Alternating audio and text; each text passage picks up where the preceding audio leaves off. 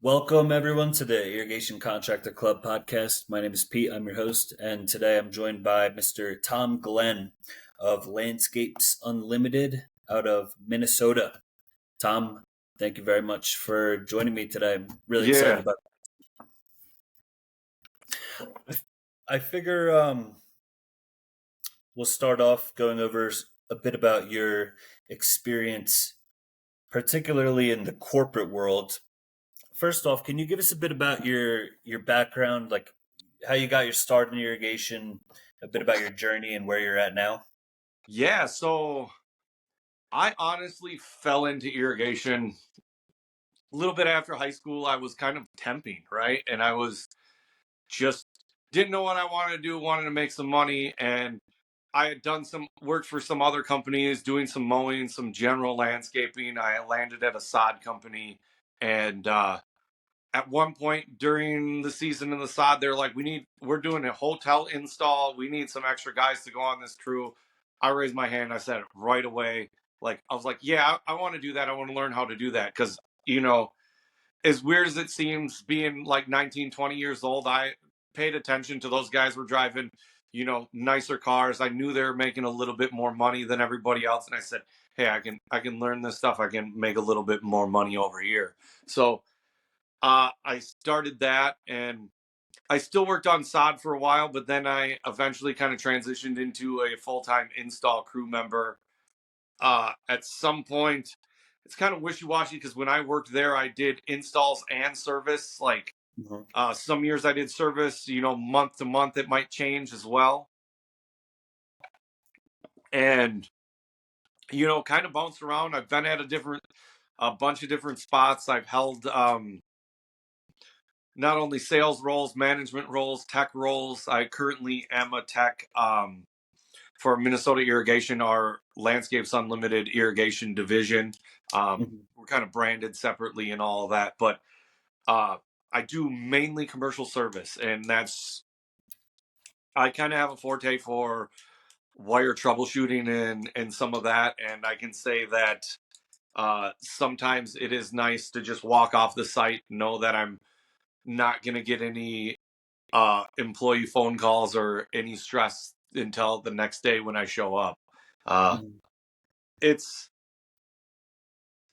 as a team over here, I got a great team of individuals around me. Whether you want to say teammates that I work besides with the management as well and the upper management owner, I think that is really important culture wise. At one point I was made aware of company culture, and I know I had touched on when we had talked a little bit about EOS, and EOS Mhm. has a whole section on company culture. And if you just start to think about, if you think about the people that you've most enjoyed to work with, it's probably not the guy that shows up that's crabby every day. It's everybody loves the guy that's enthusiastic. He shows up, he says hi to everybody, he's smiling, like high fiving people when jobs are complete. Like these are the kind of people that we remember when we work through the industry. In any industry, I think just an overall positive attitude. Those people can have a really big effect on their coworkers, whether they're managing above them or below them, or they're lateral employees that are just on the same team. Mhm. How do you get a great company culture? Is it just a matter of getting the right people in there, or is there anything that you can do to kind of to make it as like enthusiastic and energetic as possible? Yes, and yes, and possibly a lot of it. Yeah, there are a lot of team building things that you can do. I do think that sometimes just individuals are not the right fit, right? And they may not be happy in the job they're doing. I myself, I love irrigation. Like I show up. You can talk to people that I interact throughout the day, and they're like, this guy just doesn't stop. I mean, I love irrigation so much. I do irrigation stuff when I'm not at work, right? So that's important to me. And we have team building throughout the year. It's always good whether I've places that'll take you, they'll take you bowling, they'll throw they'll throw company barbecues and parties and uh, just stuff throughout the year. Maybe you have kickoffs at the beginning of the year, and you have a couple of company picnics throughout the year when it's nice, uh, to get that sense of team, because you really want everybody around you to feel as a team. If a guy I'm working with is sick and says, "Hey man, I don't feel the greatest today," like I'm showing up because like I can't miss a day of work. You want the other guys on the team to say like, we understand, and like we got you, right? Like Mhm. we'll pick up the slack. Like we are like, you know part of that open and being honest with the team. And if something's going on, you don't know, like you could be working with a guy that's going through a divorce, and he just might be having a tough time in his personal life, and it might be weighing on him where he's not able to work as effectively. Whereas if you have that open line of communication, I think we've all like know that, you know people's parents, people's siblings pass away. Like we all go through hard things in life. So is the work important? Yes, it's important. Is maybe something your team member going through more important than just the work itself? Where, you know if somebody took a little time off and they need that time off because, whatever, you want everybody else to be okay with it. And like I think, being friends with your team and being supportive of your team in those types of situations, it's great. Like I myself I have triplet 4-year olds. So at some point when we found out we were having triplets, and like I remember my kids were probably 3 or 4 days old, still in the NICU. um we were subbing from a different company, and a guy called me and he was like, "You need to go back. Like this area was really sloppy. It needs to get plowed right now. You need to drop what you're doing." I said, "Hey man, I I am on my way back to the hospital. My kids are still in the NICU." And he's like, "Well, I'm going to talk to your boss." And like, Mhm. I was like, "Listen, you don't need to threaten me at this point in my life. Like this is now more, my family is more important to me." Like, Mhm. and I said, "I'll do you one better. I will call my boss." And by the time I was parking in a parking ramp, and like he had already called my boss, but I called my boss, and my boss said, I don't even know if I called my boss. I think my boss may have called me at that point. And he Mhm. said, "Hey Tom, don't worry. I got it. I got you covered. Somebody else, yada yada, is going over there that was close by or whatever. He's going to take care of it." Or a manager that lives over there was he got somebody else to take care of it because he Mhm. knew what I had going on was more important than going cleaning up a couple slush piles, which it's important, right? Like it was important for that customer to get that cleaned up, but somebody else in my team picked it up. Was I Mhm. grateful for them to pick that up? Was I grateful for my boss? And that kind of boss isn't always there, right? Like not all bosses really understand that. And I think as another way, as an employee, I start to realize like an owner of a company also has a lot on their shoulders. So as a team member, you can also realize that your boss just isn't worried about feeding his family. He's worried about feeding everybody's family because all those paychecks have to cash at the end of the week. To get, and he's worried about a business and thriving, making sure that business is making money, making sure the paychecks are all there. And there's a lot on a owner's shoulders as well, or a higher management shoulders. Whereas necessarily everybody doesn't talk about that as a culture. And I think that leadership really does start at the top. Everybody loves to have a boss that will joke around, at least laugh at a joke, and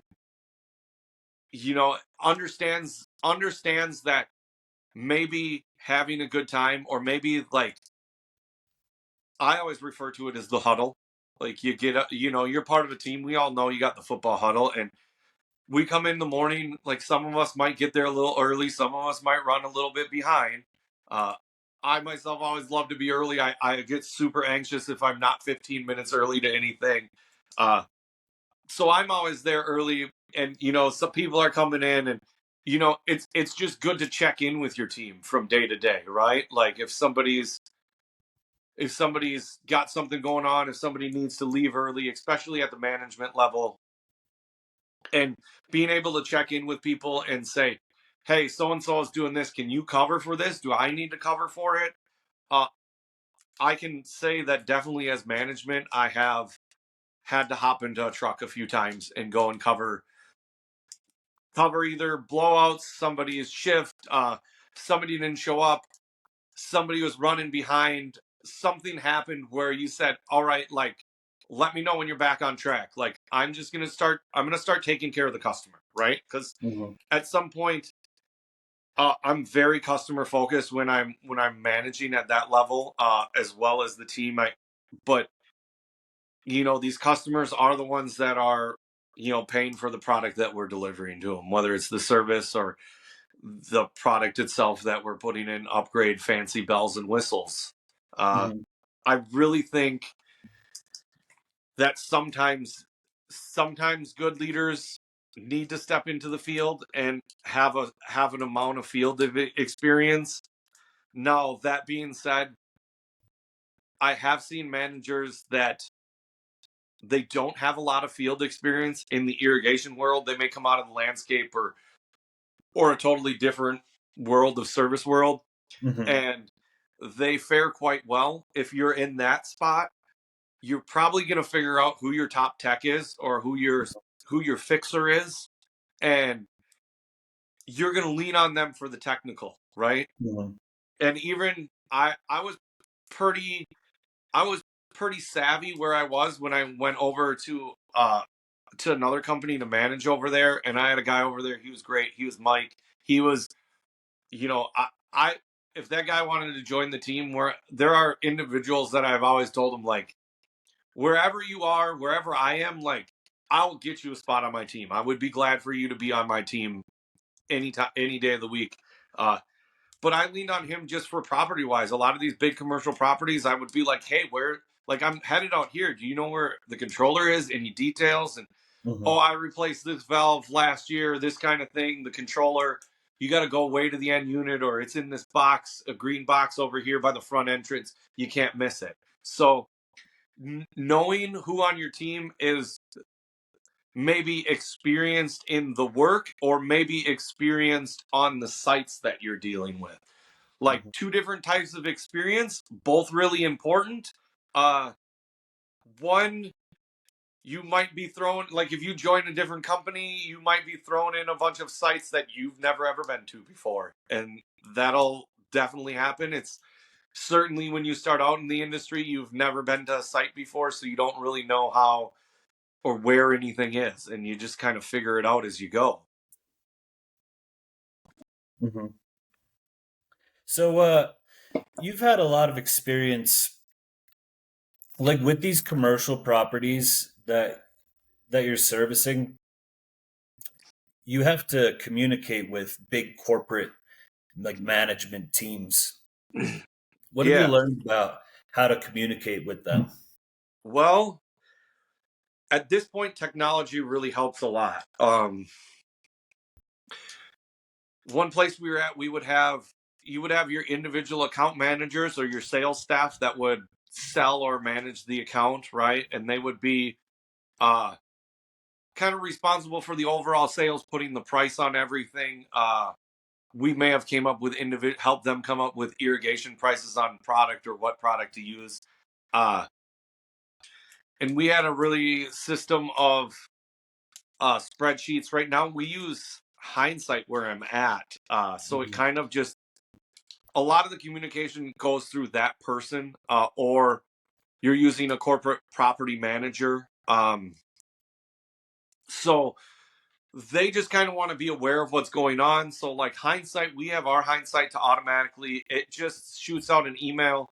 The notes that the technician puts on site will just kind of automatically flood over. If you say, hey, we started up your system, we replaced 5 heads, or actually the startup's incomplete, there's a mainline break or there's something major, the price to fix that is going to be X, and we send them over a price to get approval, because it's, a lot of these corporate places, you're going to have set up like a not to exceed, whether it's $500, $1,000. If I went out and did a startup and I said, oh, it's not to exceed $500, I got 3 rotors that need to be replaced.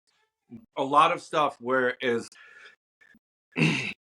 we'll know that stuff is going to be expensive to fix, repair, or upgrade. A lot of the upgrades that I've done, so I've done the auditor coursework for the Irrigation Association, the IA, the CLIA, the Certified Landscape Irrigation Auditor.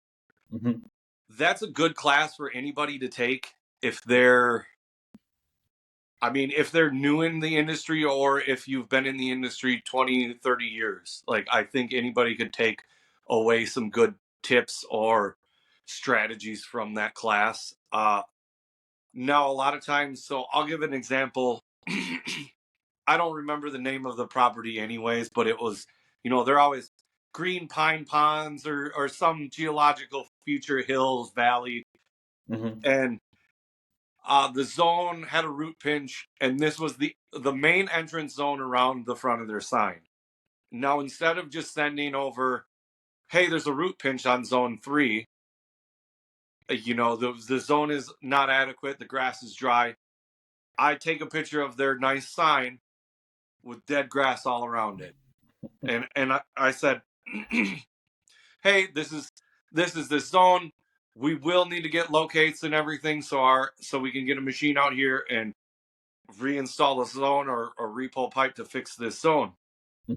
And sure enough, you can't have your sign with scorched out grass. Like, so including some of that multimedia and some of the other stuff I've done in water audits, including photos and videos of things.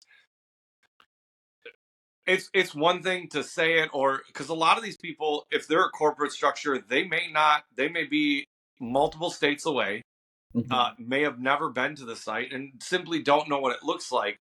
Whereas if you can give them like a photo or a video of something that looks horrible and say, hey, it's going to cost $2,500 to reinstall this zone that needs to get reinstalled, but I really think it's worth it, because this is where your front entry sign is. This is where all the people that are going to come and, buy a condo or rent a unit from you are going to come past. And I don't like the way it looks, right?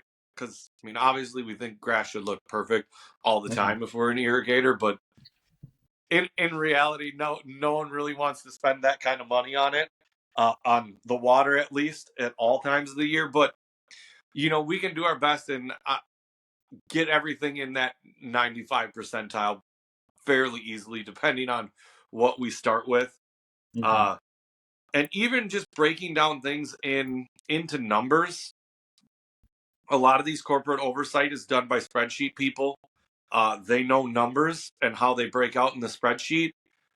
Where to selling smart controllers, I had one site this year, we got them on Centralis with solar sinks, and so they update themselves based on the weather.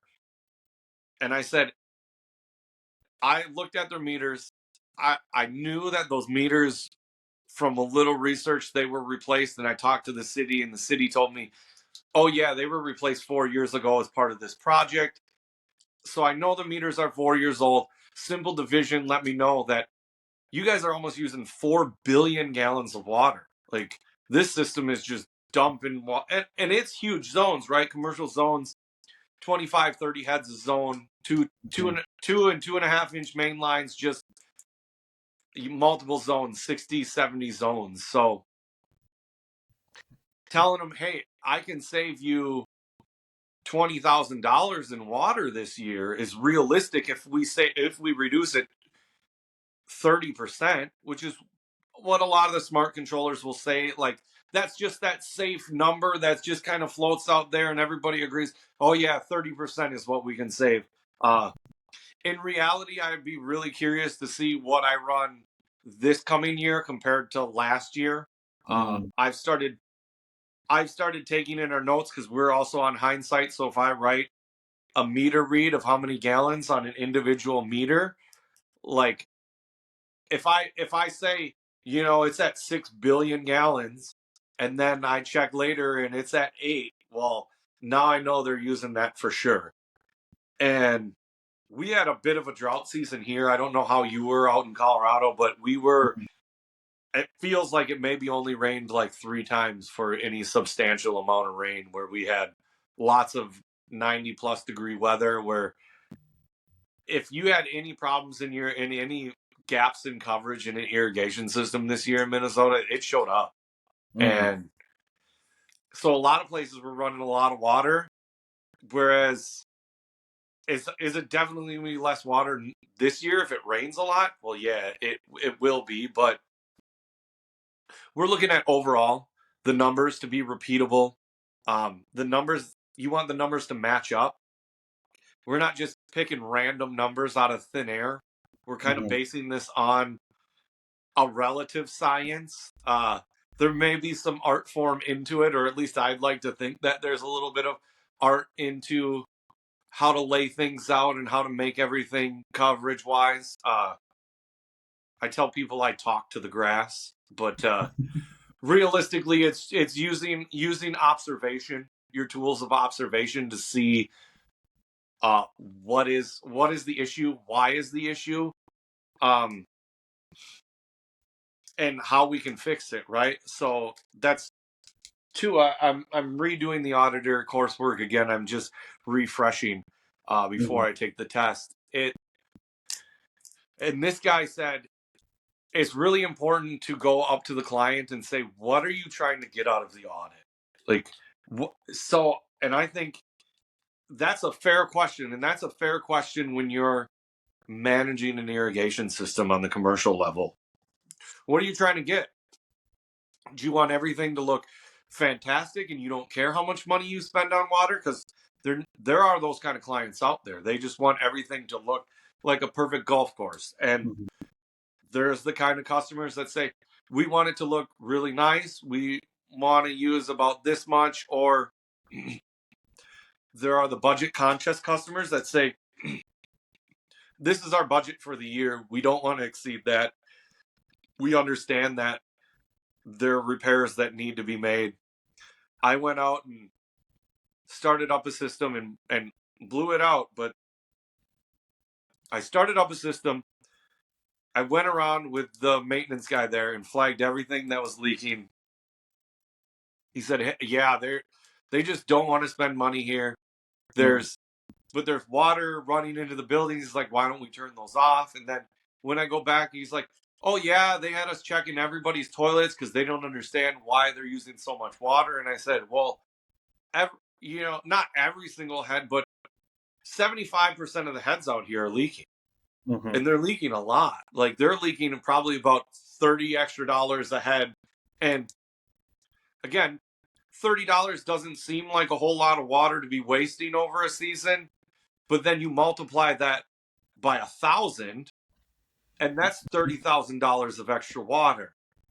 So, and even if it's half of that, it's still $15,000 in water that this place is wasting. And they're sending the maintenance guys around to find the leaky toilet. Well, the leaky toilet isn't near leaking as much water as that sprinkler head that's leaking out of the seal that's just running there right next to the sewer. So trying to explain and quantify the amount of water that they're using and wasting, that's kind of within our job. I've done some content on social media and my TikTok and stuff, and I had one to plan to just simply pouring a gallon jug of water out on the curb and showing, like, this is what a gallon of water looks like running down the curb.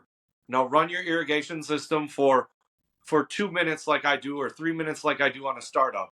Is it this much water running? So that's losing a gallon every 3 minutes. So you're losing 10 gallons over the course of a 30-minute run cycle. And just trying to break all that down in numbers.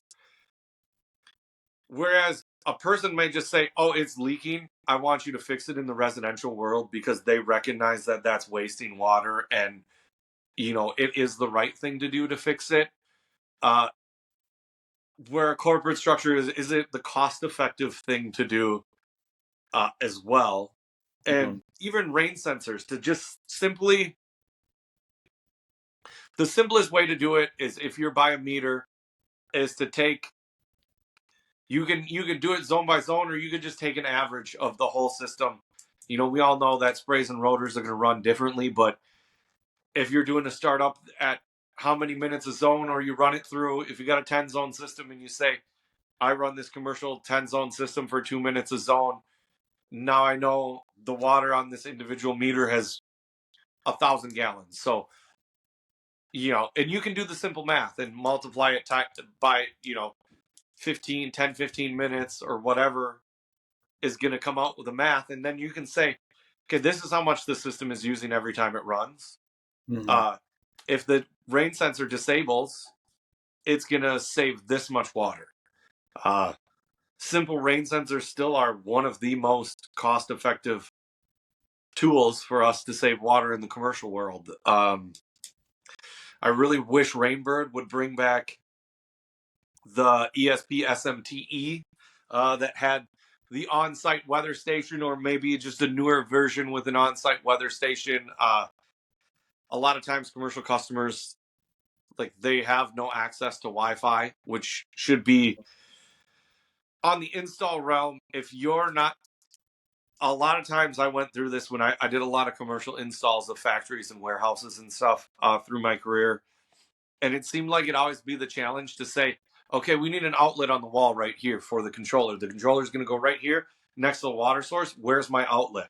Now I think it has to be, where's my outlet and where's my LAN connection? Uh, oh, this controller needs to be connected to the internet. No, but the customer will want it be connected to the internet. And while the electrician's pulling the wire over here to get me power, he's got to get me power. It's nothing for him to pull a cat cable over here and put a plug on the end to give me a network connection as well. Hardwired connections are always the best.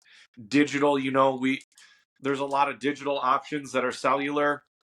We have to pay for the cellular, and that's maybe a no-go for some. Some places will have network concerns, whether it's banks or somebody else that's dealing with Mm-hmm. money, or doctor's offices with private information. Maybe they don't want you on a network, and maybe cellular versions are a better option for that. I just looked at a park today for a city park, and they don't have any access to that. So cellular option is kind of the best hardware for them.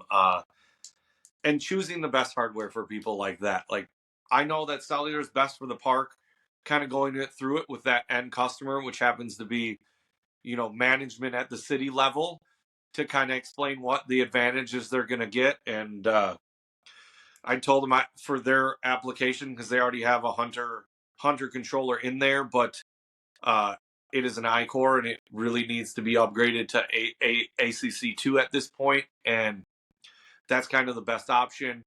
They have a large pump station. The zones that are put in as part of their addition run too long of a window, so they're kind of looking to get into a flow manager.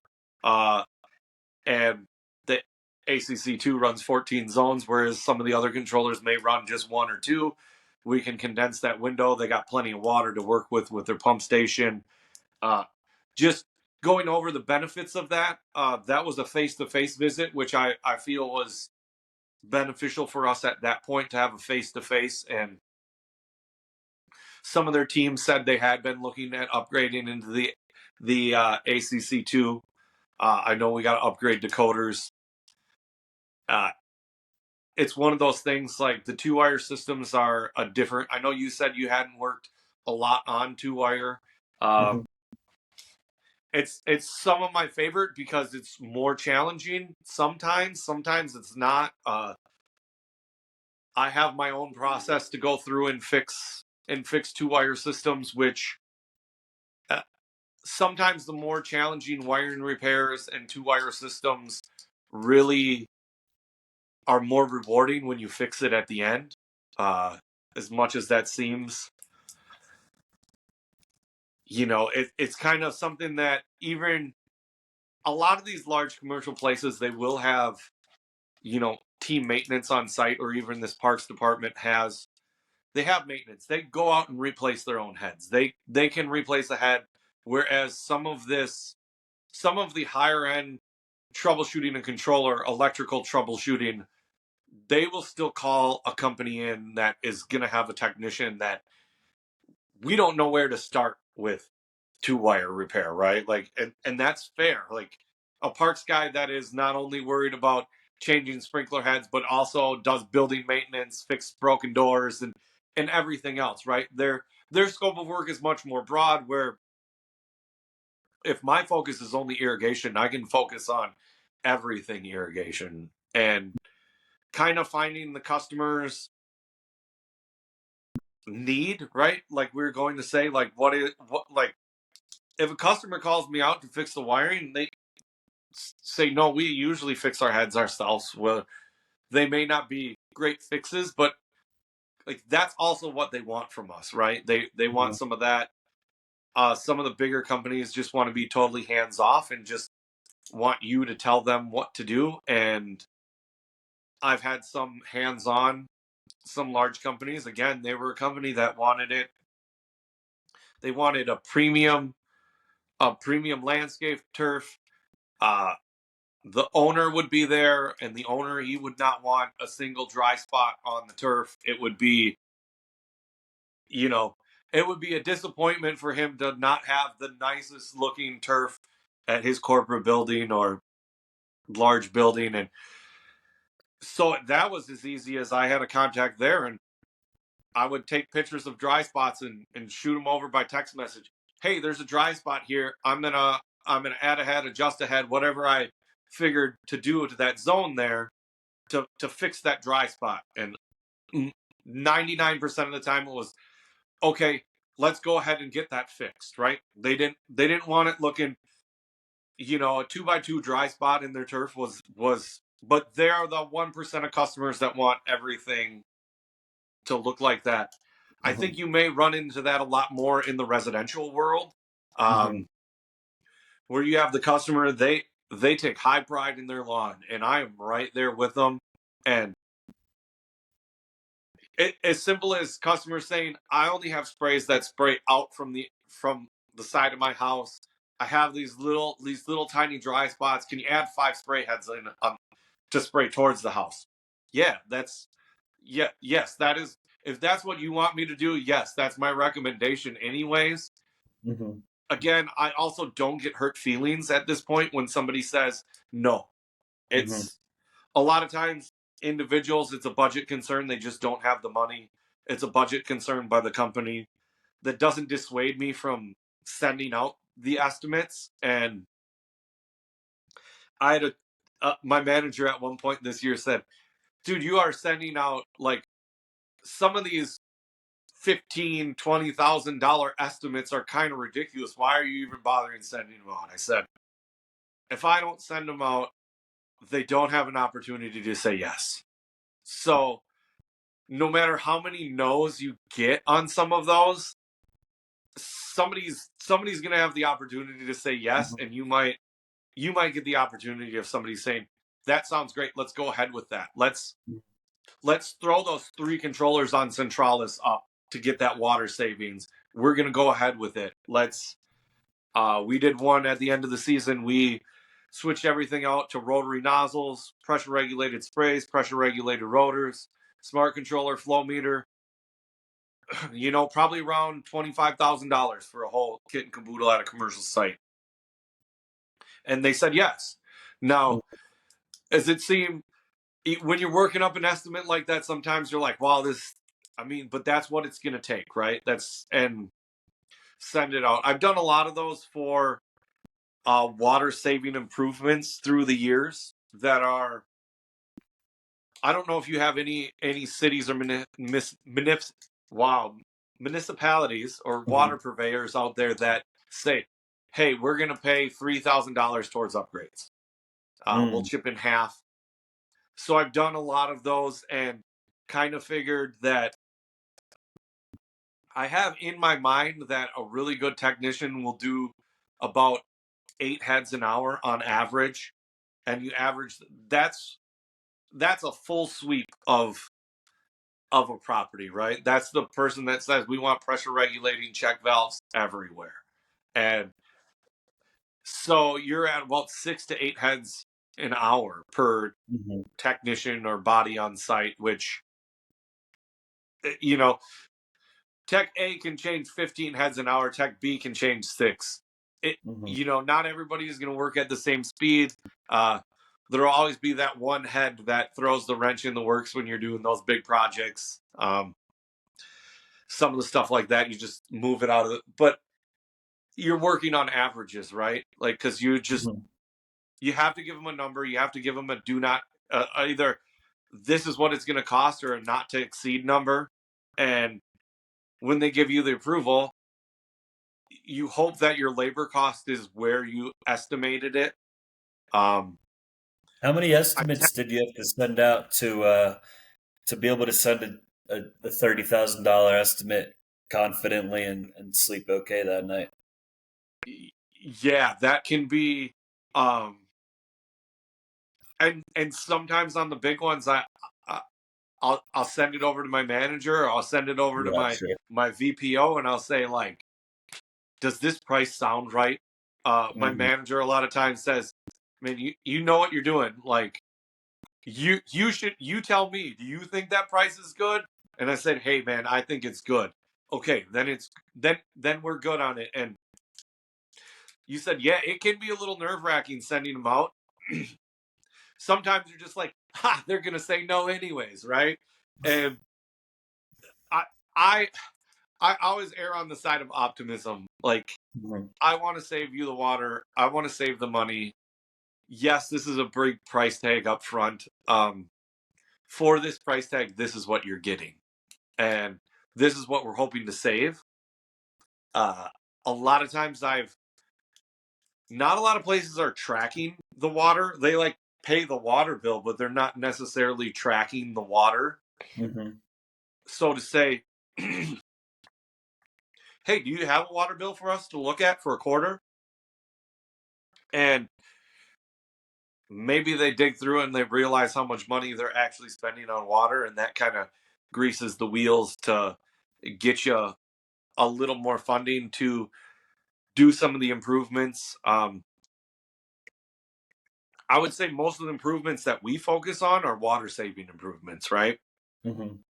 Um, there's also that other category, like we were talking about, that are like property enrichment improvements, right? Whether you're adding a drip zone in, a new zone for new plantings, things along that line. They're maybe not going to save the water, but their purpose is to enrich the property and the look and the aspect of the property as overall. Um, Mm-hmm. that's a little bit harder to push. Maybe if you like, we do a lot of the landscape projects with Landscapes Unlimited, so a lot of times uh, we'll do a project where it'll be plant replacement, like they're refreshing all the old plants, pulling out all the softscapes, redoing that, and maybe we're going into rework zones to rework drip line, or plants are going in places where there wasn't drip line in the first place, so those plants were never watered, and it's, you know, hey, we really like to get in drip line here to be able to warranty the plants. We can't guarantee that they're going to get watered if there's no drip line in here.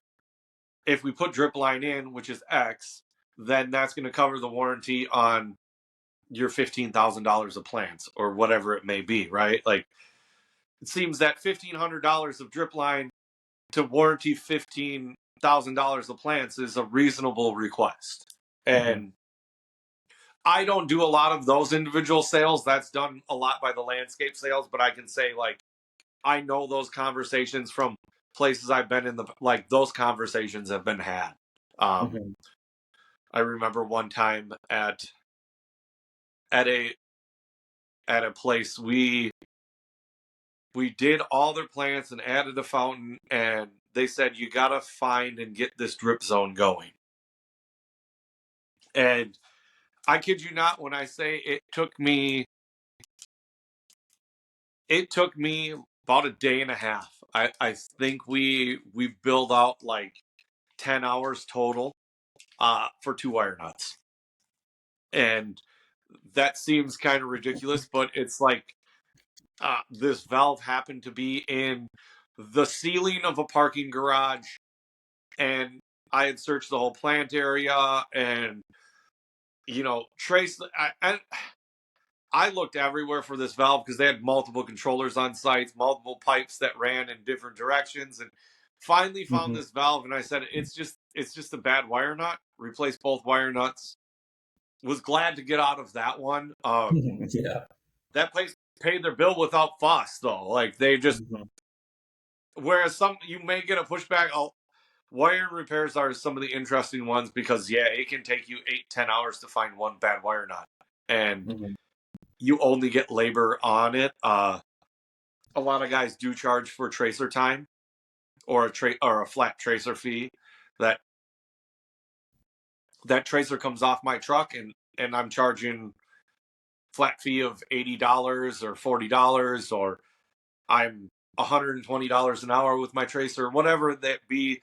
Um, those discussions happen in a group a lot, like Hmm. what to charge. Um, I can say that that's not without the realm, not out of the realm of reason to be Hmm. charging. Uh, you look at some of the prices. I want to say an Armada Pro 900 is like $1,200 list price. So is that something your residential homeowner is going to have? No. Are they going to pay the professional to come out and be happy when the professional found the valve box that was buried for 20 years? Uh, there'll always be people, because I do let homeowners in my Facebook group. So there'll always be people that come in and say, hey, I can't find my valve. How would you find your valve? And that is one of the cases that I say wire tracers are extremely expensive. A trained professional that knows how to use one, it's honestly probably worth the $100 to $200 to have a professional out to find your valve. It Hmm. that's beyond usually a homeowner's capabilities. Yeah, It definitely. may be beyond green tech's first year tech's abilities to find Hmm. valves, and some valves are so buried so deep, or in the craziest of places. I know we could do a montage of places that guys have found valves. Uh, I found a couple buried like 4 inches deep on a commercial site this year. Some of that stuff is like, geez, I would never find this without the specialty gear, right? Um, that kind of leads into a topic all by itself, huh? The specialty gear. Yeah, no doubt. Let's do it. And wire troubleshooting. I use a Pro 900. It's Armada's top digital. Greenlee, which is now owned by Tempo, they make the 521 A, B, C, or D. It may have a number. It may be Greenlee. It may be Tempo. um, Also a highly regarded tracer. But that one will pick up the interference. So will the Armada 800, which this might be Spanish to some people, but the guys that really are into wire troubleshooting, I always say the 900. I want to say they have now an 840 or an 860. It kind of bridges the gap in between their 800, which is a analog tracer, into the digital tracer. But it doesn't have the digital displays like the 900 has. Uh, so you may not get, like, a lot of times I have a digital display that has a bar on the side, and it like goes up and down. Mm. So like I like to use that bar as part of my troubleshooting and finding nicks in wires and stuff. That one is, in my opinion, and I know everybody's going to have their own opinion on it. In my opinion, that's the tracer to get. Uh, People will say, "Oh, just start off with an 800," and I say, there are a lot of cheap 800s. If you're going to get an 800, buy it used, because the guy is selling an 800 to buy a 900. Like, that's Hmm. what I tell people. And if you're starting out, right, and you're in the residential world and you're maybe not doing these large these large projects, you might not need a huge digital tracer or digital tracer that can do 2-wire, and you might be able to get around with an 800 or a 521. But definitely having some form of a tracer is going to be important. And there are a myriad of tools now, from your humble voltmeter. Every tech should have a voltmeter. I have mine in my truck because I grabbed it today, but I run around with the cheapest General Electric. I think it's well, it's not the cheapest, but it's a $30 voltmeter you can pick up from Menards. Mhm. Let me cord up. But yeah, I'm not using a super expensive voltmeter by any means. Uh, it runs ohms. I do have a clamp meter, and as soon as you get into 2-wire troubleshooting, a lot of guys are using clamp meters that can read milliamps, so they can do a lot of the technical troubleshooting with a clamp meter on 2-wire systems. Armada also makes what they call a TDR. I would have to go to the Google to really look up. I think it's trans-dimensional relay, but that's probably totally wrong. The Armada Pro 400, it shoots a signal down a pair of wires, and based on what it bounces back or gets back, it displays on a graph with a distance. So I haven't, I got one this year. When I found out about them, I said, that sounds like a great tool. That sounds like something I need for 2-wire. It can help you really locate decoders, nicks in wires, and give you an actual foot distance to them. So you can, and its accuracy is I'm told is about 2% when you really get it dialed in. I know one of my supply houses has a guy that I talked to him. He says they're great, man. If you buy one from me, I'll come out and show you how to use one. And he is who Armada has told me, yeah, you're in this area. This guy at this supply house is really good with his. You should learn from him. And Nice. as technicians, a lot of it is field learning, right? And some of that stuff, some of it is you have to learn by getting these tools in your hands. You have to just, how you get good at wire tracing, you wire trace a lot. Is it maybe the best decision as a management point, or to send out your greenest technician to a wire trace job?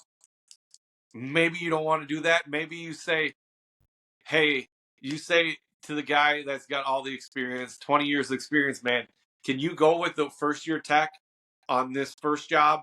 Or it's going to be right after lunch. So if you could meet him, you're going to be in the area. I know you're good at wire tracing. We want you to show him how to wire trace. Mhm. I can say that's one of the hardest things for me to do is, and I'm better at it now than before, is to sit on my hands per se and let somebody else do the work and struggle through it. Mhm. Instead of pushing the, get out of the way, new guy, I can do this faster. And by all means, if it's 3:30 on a Friday, let me do this one. I'm gonna slap her together real quick. We're gonna get out of here. We're gonna finish up the week. But sometimes you have to really just step back, talk somebody through it. I talked one of our newer techs. He's got a couple years of experience, and he just hadn't dealt in the commercial world, so he never put in a slip fix, flow span, telescoping coupling, whatever you call it. Mhm. And it was pretty receptive, on my TikTok to me. And I was like, if I'm gonna sit here and talk you through it, I'm gonna talk everybody else through the repair, because he's not the only one out there that's never put in a telescoping coupling. Mhm. Now, is it a little bit better to put it in your first time when you got somebody that's put in 100, 200, 1,000, how many ever I've put in, watching over your shoulder and say, hey, do it like this? wait here, make sure you line it up. Like, yeah, it's probably better to have somebody over your shoulder on some of those higher. I don't necessarily say it's a higher risk, but like you glue up a telescoping coupler, it's either gonna leak or it's not. And Hmm. so it's kind of it may be and I don't know the first I can honestly say I don't remember the first time I ever glued up a telescoping coupling myself. I'm sure I had my foreman over my shoulder watching me at that point. Either Hmm. that or he just threw it at me. He's like, "You've seen me put in enough of these. Go and put it in yourself." Um, That's a dangerous topic in your group, man. the slip fix. Yeah, Uh, mixed yes. reviews. Well, when and where they should be used uh is a valid topic. I don't use them at elbows. I try not to use them at tees. Anything that's going to have a little lateral movement. Now, a lot of soil conditions are different from place to place. Um, where I'm at, most of my stuff is clay. Uh, you're not gonna you're not gonna have it expand under water pressure when you have hundreds of feet of clay gripping the 2-inch pipe on both sides. Um, a lot of guys I see putting in 1-inch flow spans, and the 1 inch is like hand dug in, but I'm like, well, not to disparage anybody, but if you're putting in a flow span on 1-inch pipe that's pretty flexible, and you're in sand and the pipe is only 4 inches deep, I mean, I would have just dug back the 4 feet on each side and dropped it in. Uh, Mhm.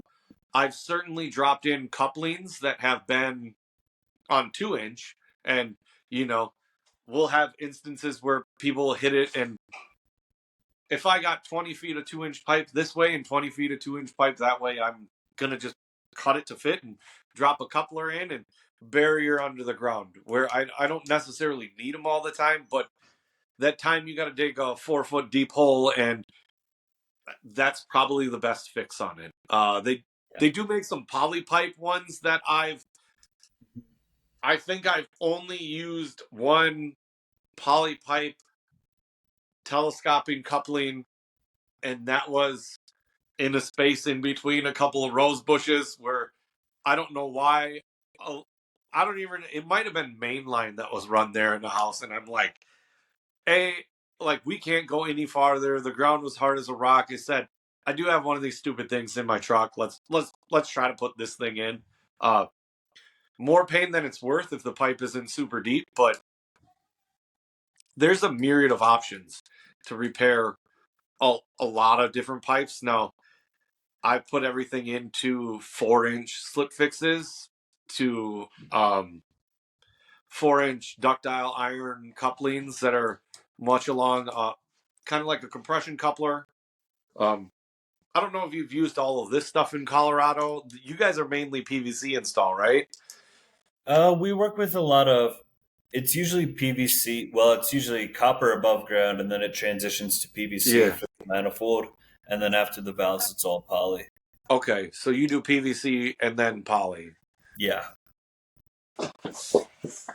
yeah, and I've used those. I use those the telescoping poly couplings, the ones that like you can grab with pliers and spin it on. Yeah. I've used those a ton. They're awesome, man. They saved me just so much time, and I've never had a problem with them.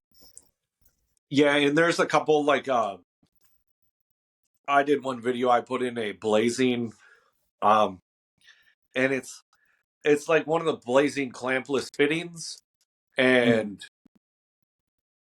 I did it for the science aspect. Like sometimes I will try a new product or something like that to try it. Um hmm I could have, and at the end of the video I'm like I literally could have just dug another 6 inches on each side and put in two normal couplings, and that would have been faster for me. So are some of the things out there that are marketed and sold in big box stores, like are they maybe gimmicky and like not necessary for the professional? Probably. Telescoping couplings, it's one way to fix PVC. Have you ever seen the Dawn?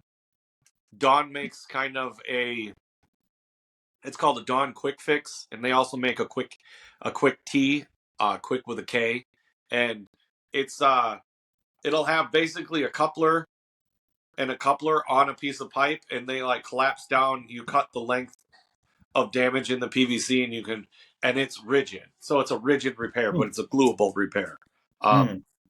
Those were good. I also have, I want to say, a Reed.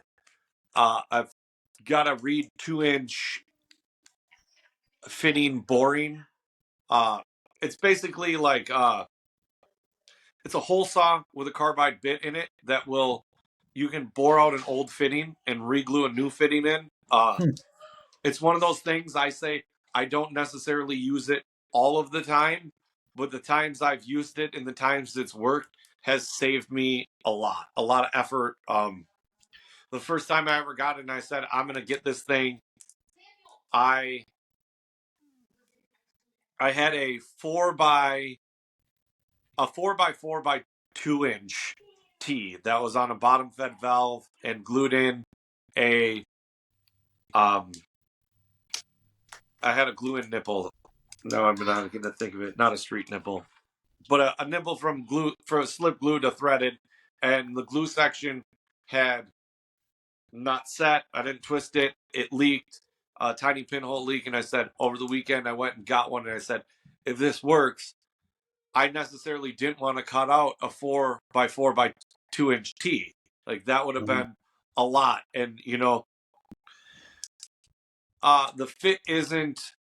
The times I've used it, and it saved me a lot of time. So it's just kind of one of those things that, is it in my tool bag? Yeah. Is it the first tool I grabbed? No. Is it a tool I've grabbed? I think I've used it about 4 times this year, 3 times successfully. So it's to not say that it's a foolproof effort with it, but the times I've needed it, that it's worked, it's really saved a lot of extra digging or a lot of extra parts. Sometimes we get parts in a box that are so assembly rich that it really becomes worth it to have some of these specialty tools. And maybe you're not outfitting all your guys with these specialty tools, right? Like you have one set of it for the guy that does all the commercial stuff or a majority of the commercial stuff.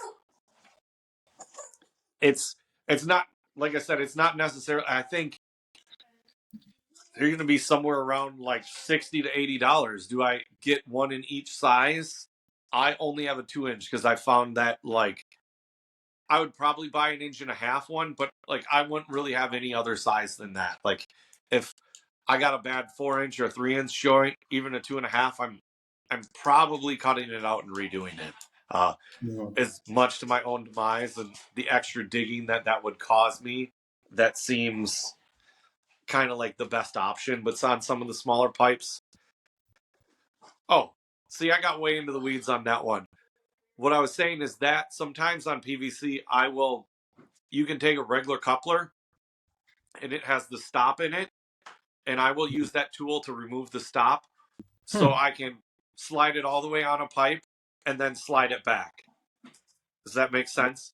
Yes. Is this is just in a regular hole saw kit, or this is a specialty for fittings? This is a Reed, REED. What is it called? It's called the fitting saver, is what they'll call it. A Reed. There are some cheaper ones. They're not good. The Reed has a carbide cutter in it that's indexable and replaceable. It's like a standard square carbide cutter that probably any machinist or whatever would use. So it's pretty hard and pretty easy to cut. But yeah, like, and I'll remove the stop in it. It just kind of allows you do have to mark on the other side where the actual pipe will line up. So you make sure you get it in the right spot and hold it. But that's also another way to make a rigid repair that's not going to move like that slip fix. slip fixes at water supplies, and I'll tuck you into bed, bud. That'll probably be at 10 p.m. when he usually tries to stay up too. But yeah, they're not. They kind of are similar shape to a whole saw. I just compare them to that, but they're out there. There's something to be aware of. Like I said, voltmeters. There's a specialty. Do you know what a valve activator is, or a station master? Armada makes their Yeah, version of a station yeah. master. I think that's what we would just call like a valve tester, where you just hook it up to the wires on the solenoids and Yeah, and run that'll them. have like a good, bad, short. Um, Yeah, and you also like can jump. You also could run a solenoid from somewhere, right? I had yeah. done one too during blowout season. I just showed you can jump a solenoid with just two 9-volt batteries. If you hook them together, they put out 18 volts. And a lot of people are like, "Well, if you just have the wires, couldn't you just run into the controller?" And I'm like, it's in the case like, or if you're at the valve, wouldn't you just open the valve? Well, yeah, if I was at the valve, but if I can't find that valve, I got nothing else. I know the valve I'm looking for is the red wire, and I have the green valve that's the valve next to it. Maybe I'd try to jump the red wire from there. Uh, Mhm. Blowout season is a hectic time. A lot of scheduling and a lot of other stuff that's going on. I think we should wrap it up with my children making noise in the background, but we can. We'll touch upon. I know you had asked about resources or good resources to Yeah, uh, books, podcasts, websites, whatever it may be, for technicians specifically. for technicians specifically, and I think even management level should encourage their technicians to do these, whether it's to get your CLIA, to get all the IA. They got the certified contractor, certified technician classes, the auditor. A lot of those have a heavy taste of math in it. The coursework's available. I'm doing it through Erie Tech Training, which is online. Everything's through online through a portal. You can put your credit card in, buy the class. Of course, you could just buy the study guides, do the study guides, and go and take the test. I had done the irrigation auditor class through Toro. They brought one of their employees, Craig Borland. He does a lot of he does a fantastic class when he teaches the class in person. Sometimes it's a lot easier to have you just interact and take those classes in person. Uh, Hmm. Always over the winter season for us winter guys, even I think down south in the winter, they're a little bit slower, where it's easier to get your guys in to take your classes. Anywhere that's going to do backflow and backflow testing, to do a certified testing class where you're going to be able to test those and learn how they work, that's valid to get to improve your skill set. Um, Hmm. Hunter has some awesome courses online. If you just go through their website or the Hunter app they have, you can do it on. Uh, I do a lot of them on the tablet, and it'll help you learn some of the vocabulary, some of the parts. I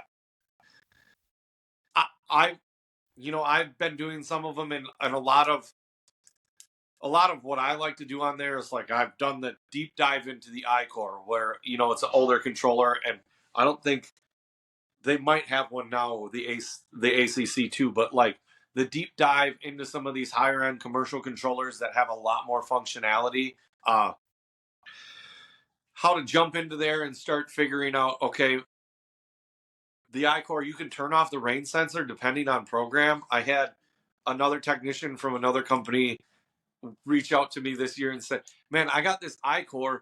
The rain sensor is not working." And I had to think about it myself, and I reached back out to him and like a couple days later, and I said, "You remember?" Or the next day, and I said, "You remember that?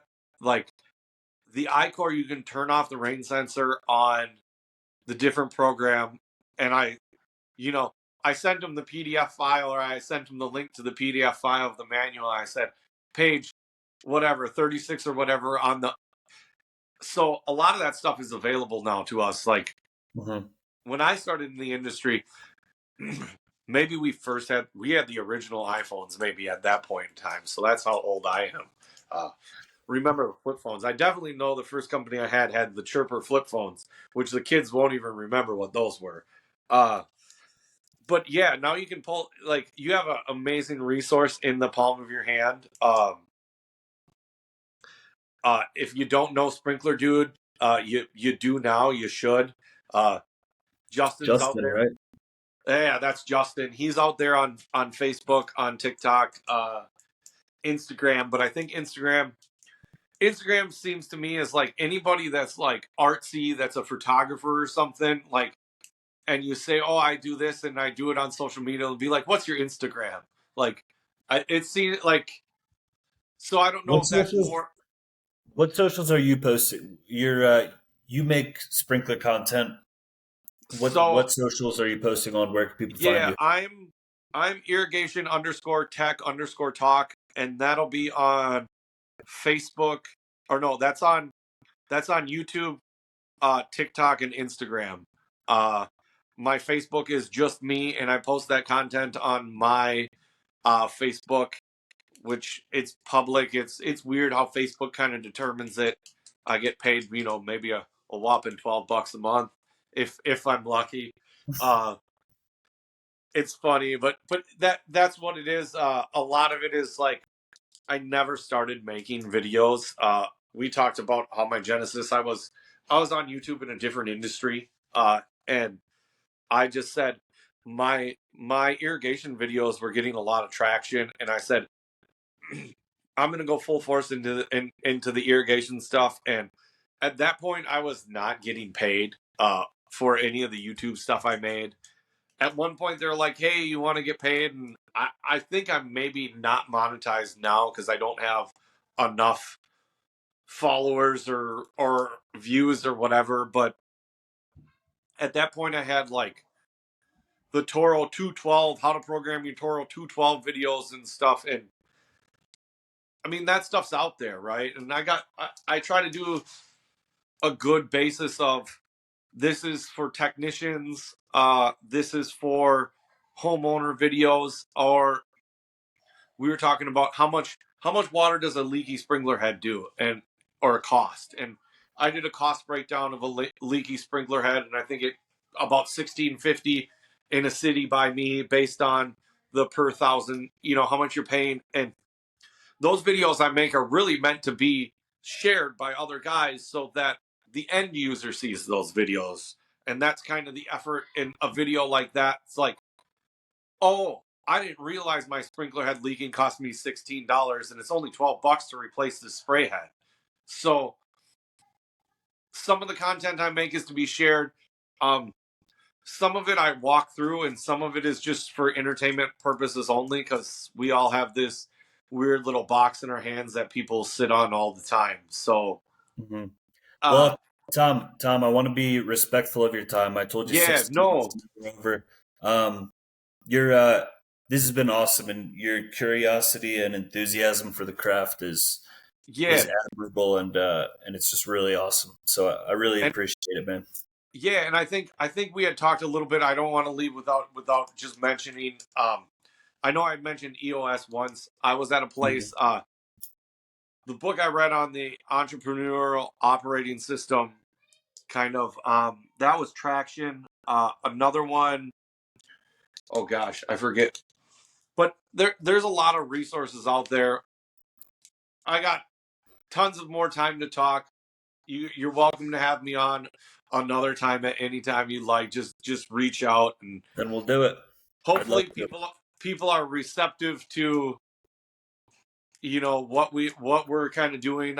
I'm like you said, I love to be enthusiastic about the craft, the trade, and trying to get some of the knowledge base, and where you're trying to focus more on a lot of the business aspect, like that is part of the business. We're all in business to uh make money and be profitable. So that's very important at this aspect. I do appreciate your time to have me on and give me a little shout out again. Yeah, anytime you'd like, and we'll leave it at that. Get these kids all fed up and ready for bed. So thank you very Absolutely. much. Yeah, have a good evening. Hey, you too.